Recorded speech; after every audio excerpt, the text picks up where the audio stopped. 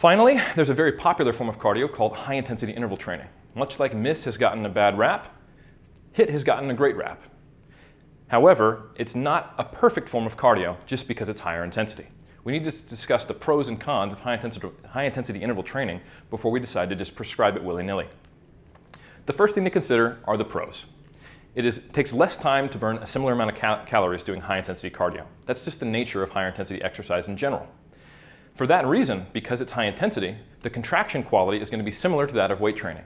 It's harder, you're pushing at a much faster contraction rate, and the level of forces are going to be more similar to resistance training than moving at a slower pace. So there is a reduced interference effect when you're doing high-intensity cardio.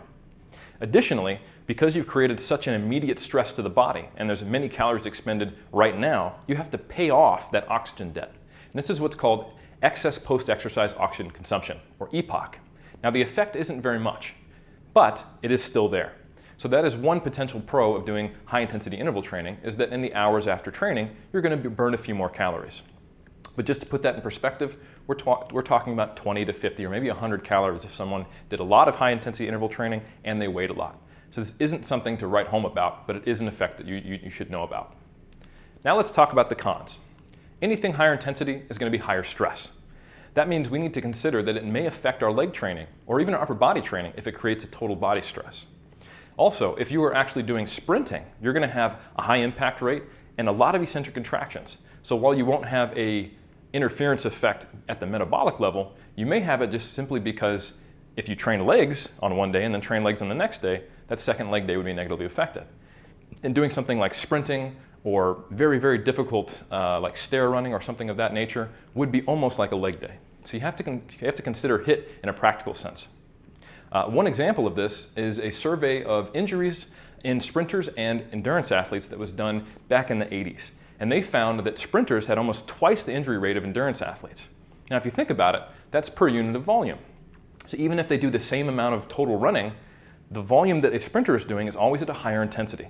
The impact's higher, muscle stress is higher, and unsurprisingly, they have a much higher rate of hamstring strains. And remember, these are trained sprinters. Bodybuilders are not trained to sprint.